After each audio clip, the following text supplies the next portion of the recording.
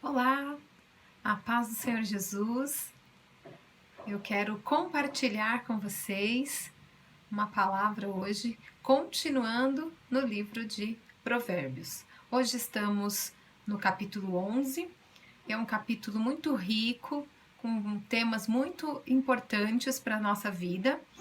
E o livro de Provérbios tem essa característica, né, de envolver vários assuntos, às vezes no mesmo capítulo. E isso é muito rico, muito importante para nós tentarmos absorver tudo que a palavra de Deus traz para a gente, né? Às vezes em uma leitura bem condensada, mas muito rica, muito profunda, que vale a pena a gente meditar. Então, eu quero compartilhar aqui, começar compartilhando com você o tema desse capítulo 11. O capítulo 11 fala sobre integridade. Esse é o tema assim central. A palavra não aparece muitas vezes. Ela aparece aqui no versículo 3, que está escrito assim: a integridade dos retos os guia, mas aos pérfidos a sua mesma falsidade os destrói. Outro versículo onde aparece a palavra integridade está no 20, diz assim: abomináveis para o Senhor são os perversos de coração, mas os que andam em integridade são o seu prazer. Mas nós vamos ver que a palavra integridade não aparece muitas vezes, apenas duas, pelo menos na tradução que eu estou usando. Mas o tema, os exemplos, todos envolvem a questão de integridade. E a gente pode perceber isso a partir do versículo 1, que diz assim: olha, a balança enganosa é abominação para o Senhor, mas o peso justo é o seu prazer. Então, o que está falando aqui? Está colocando, né, a corrupção e a integridade, né, sempre ali naquela comparação constante que é muito utilizada aqui no livro de Provérbios. E aqui ele vai discorrendo, né, sobre o perverso e o justo, sempre comparando. E é claro, sempre, né, trazendo como excelente, como aprovado, como aquilo que Deus ama, aquilo que Deus gosta, a integridade. E aqui eu coloquei ali o primeiro versículo do capítulo 11, que fala bem dessa questão de negócios, né? Da nossa vida, até mesmo profissional, a integridade na nossa vida profissional. Mas aqui tem vários exemplos bem práticos, né? E aí vai falando, por exemplo, da integridade na nossa vida social. Por exemplo, aqui no versículo 13, diz assim: o mexeriqueiro descobre o segredo, mas o fiel de espírito o encobre. O que está querendo dizer? Que a integridade de uma pessoa também faz diferença nas relações sociais, ou seja, no convívio ali com outras pessoas. Mas não é só isso, né? Vai abrindo mais aqui, olha. Ele começa a falar de como isso faz diferença na vida social de maneira mais ampla, não apenas na parte individual, né, nos núcleos pequenos, mas também mais ampliado. Por exemplo, no versículo 10, a gente lê: no bem-estar dos justos exulta a cidade, e perecendo os perversos, há júbilo. Olha que interessante. E não é verdade? Isso continua sendo muito verdade para nós, né? Quando, por exemplo, um corrupto, né, é preso, é descoberto, preso e tal, né? E a população, né, festeja, todo mundo fica alegre com aquela justiça que foi feita, porque aquele corrupto era um perverso, né? E aqui o bem-estar dos justos, né, exulta a cidade. O que quer dizer? Então, quando os justos estão bem, ou seja, eles estão recebendo a justiça que lhe é devida, né? A honra que lhe é devida, tá tudo certinho. Então, a cidade, ou seja, aqueles moradores justos, todos vão ficar bem, né? Isso vai trazer uma alegria para as pessoas. Isso é muito interessante e é muito real, né? No versículo 11 continua dizendo, olha, pela bênção que os retos suscitam, a cidade se exalta, mas pela boca dos perversos é derribada.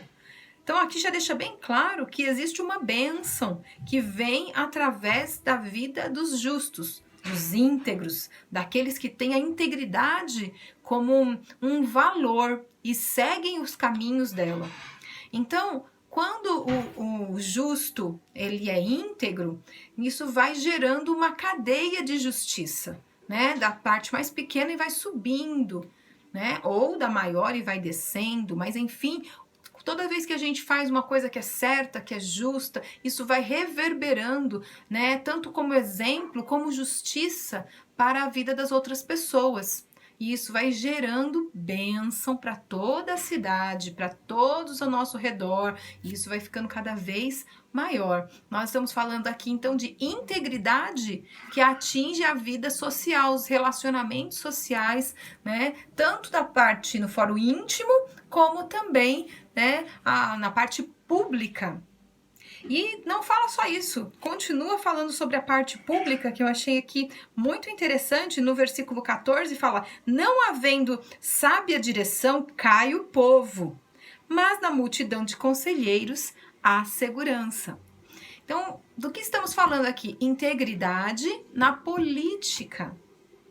Então, na política, nas decisões, quando precisa alguém, né, que é um governante, precisa tomar decisão que vai impactar a vida de todo o povo, tá dizendo aqui, olha, quando não tem uma direção sábia, então todo o povo vai perecer, todo o povo.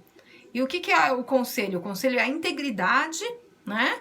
E buscar esse conselho com outras pessoas, não ser aquela pessoa soberba, né? O governante não ser aquela pessoa soberba que decide tudo sozinho, né? É claro que nós estamos aqui vivendo num período onde os reis é que dominavam, então era um tipo de governo reinado. Então a gente sabe que hoje existe já mais algumas pessoas que opinam, e isso é bom, né? Desde que sejam íntegros. Outra coisa muito interessante que eu achei nesse capítulo é que fala também sobre a integridade dentro do nosso comportamento, né, pessoal, né, como mulher, inclusive. Aqui no versículo 16, olha que bonito. A mulher graciosa alcança honra, como os poderosos adquirem riqueza. O que está dizendo? Da mesma maneira que os poderosos sempre conseguem riquezas, então as mulheres graciosas sempre vão alcançar honra. Sempre. E o que é uma mulher graciosa? É uma mulher cheia de graça, né? Graça do Senhor, aquela que está ao favor, que está sempre pronta a servir, que é uma mulher, né, gentil, educada, enfim, uma mulher graciosa. E no 22 continua falando sobre o comportamento feminino, cheio de integridade. Como joias de ouro em focinho de porco, assim é a mulher formosa que não tem discrição. Olha que interessante. Aqui no 16 está elogiando e falando da mulher graciosa, aqui no 22 está falando sobre a mulher que não tem discrição. E aí faz uma comparação muito interessante de uma joia no focinho de um porco. Por quê? Uma joia no focinho de um porco, a gente logo percebe que aquele porco não dá valor àquela joia. Pode ser a melhor, a mais valiosa joia. Aquele porco não tem noção do quanto aquilo que está ali pendurado no seu nariz é valioso, mesmo que ele esteja enxergando. E ele vai tratar aquilo como qualquer outra coisa, sem nenhum valor. E aqui compara com a mulher formosa que não tem discrição. A mulher que é muito bonita, porém que se expõe, que é indiscreta. E aí ela se expõe, tanto na sua maneira de vestir, como também na sua maneira de comportar-se, na sua maneira de falar. E aí quer dizer que ela mesma não se dá o valor, porque aquela beleza que está nela, ela não consegue valorizar e se torna uma pessoa, a sua indiscrição a torna sem valor, torna a sua beleza sem valor. Olha só que interessante. Tudo isso falando sobre integridade. E o último que eu quero aqui trazer para a gente meditar é o versículo 26. Ao que retém o trigo, o povo o amaldiçoa, mas a bênção haverá sobre a cabeça do seu vendedor. aqui nós estamos vendo claramente, né, aquilo que às vezes a gente até já viu em situações, pelo menos mais antigamente, se segurava os produtos para poder ter um preço melhor, né? E aí o povo ficava sem comida, e aí quando começava a soltar os alimentos, né, os atravessadores faziam isso, quando começava a soltar os alimentos, colocavam o preço que queriam. Ou seja, isso era uma maneira, isso não é integridade, né? Isso é algo terrível, isso é ganância, egoísmo, corrupção. Então, nesse capítulo de 31 versículos, a gente fala de muita coisa, mas o tema central, sim, é integridade. Mas, poxa, nós vivemos num mundo que jaz no maligno. Nós vivemos num mundo onde dar o jeitinho é algo muito comum.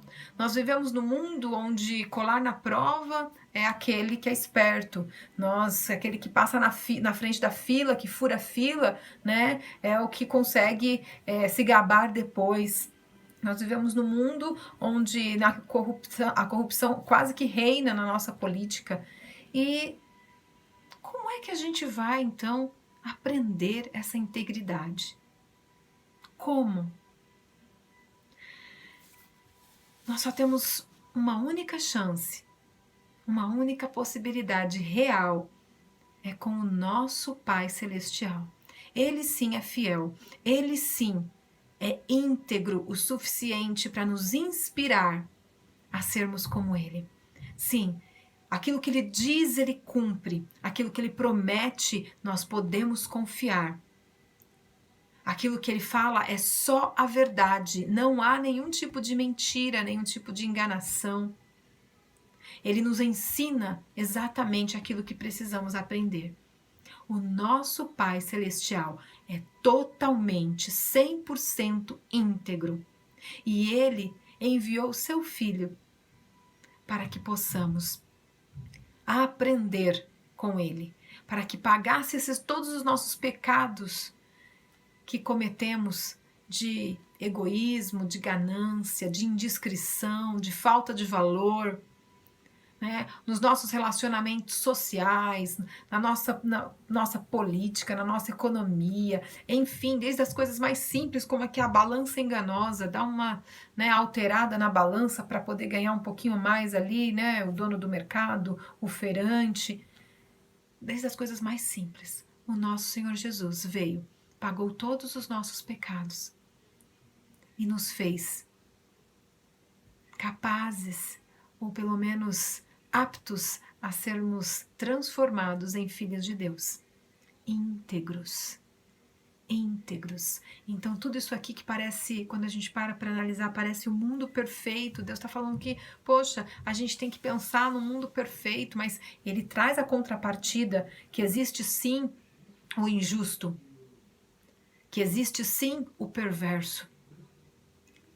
Cabe a nós, todos os dias, escolhermos ser os íntegros, escolhermos ser os justos, escolhermos carregar a nossa cruz, fazermos o que é certo. E aqui, como diz no versículo 20, dar prazer ao nosso Senhor, porque Ele tem prazer naqueles que andam na integridade. Que você seja alguém que enche o seu Pai Celestial de prazer. Que Deus te abençoe.